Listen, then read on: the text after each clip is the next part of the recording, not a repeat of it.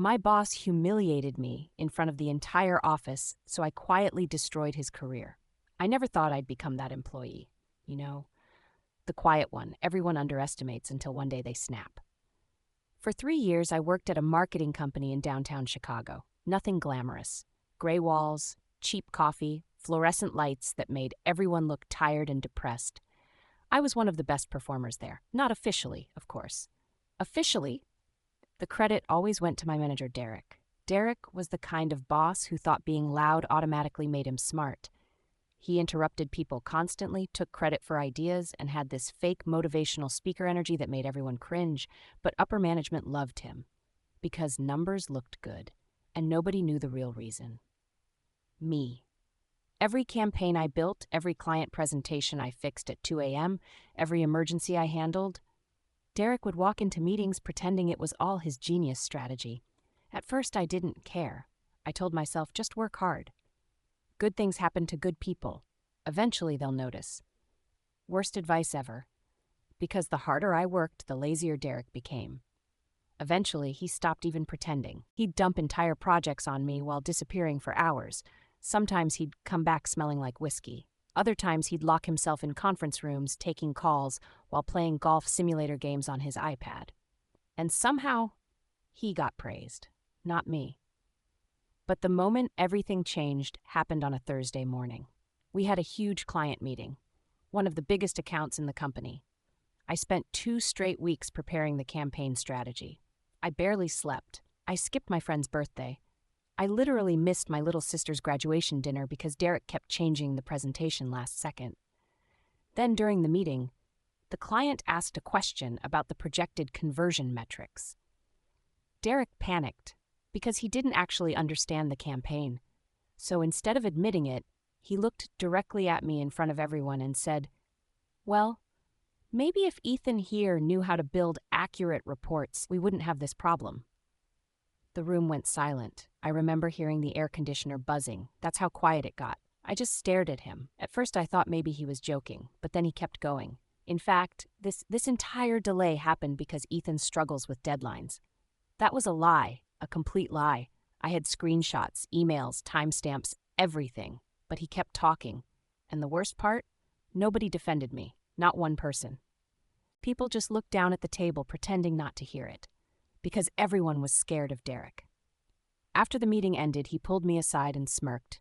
"You need thicker skin if you want to survive corporate life."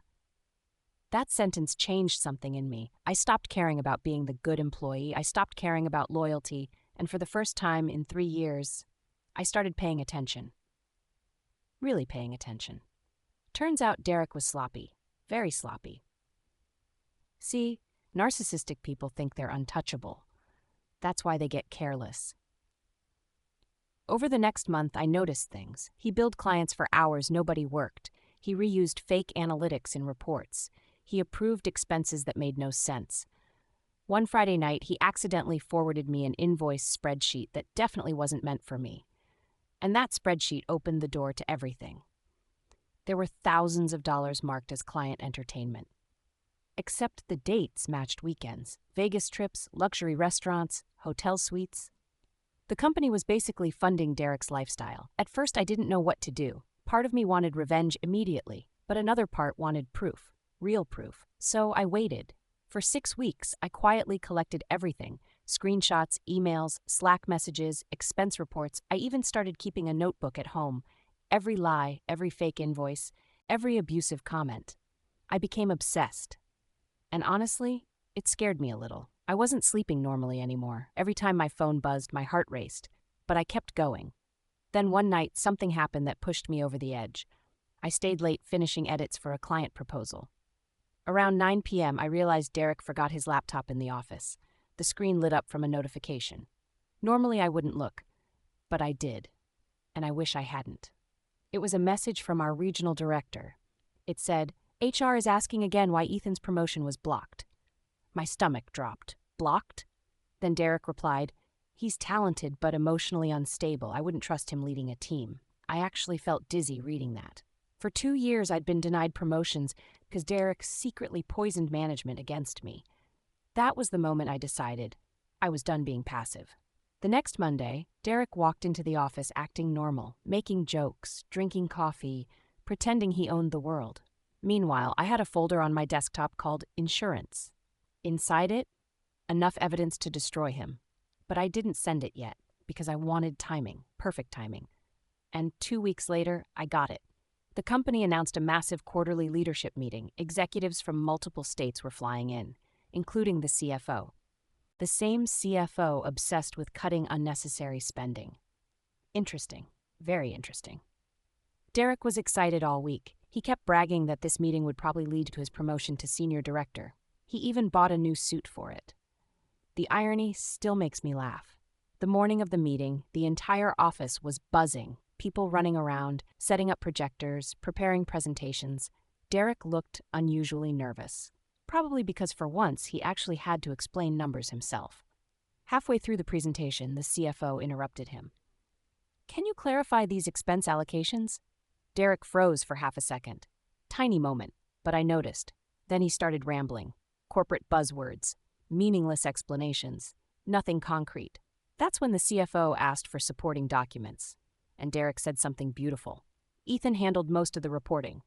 Perfect, absolutely perfect. Because that gave me permission. I stood up, opened my laptop, and said, "Actually, I think there are some documents everyone should see." The room went dead silent.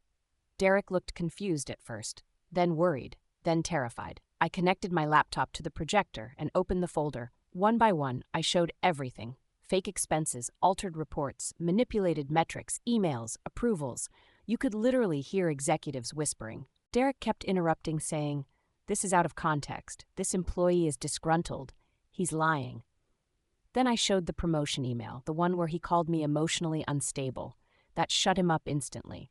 The CFO looked furious. Not angry, furious. I'd never seen a human face turn that red. The meeting ended early. HR pulled Derek into another room immediately. And I just sat there shaking, not because I was scared, because adrenaline hit me all at once. One coworker leaned over and whispered, "Holy shit." That same day, Derek was escorted out of the building. No goodbye, no speech, nothing. Just gone. And the craziest part? The entire office atmosphere changed overnight.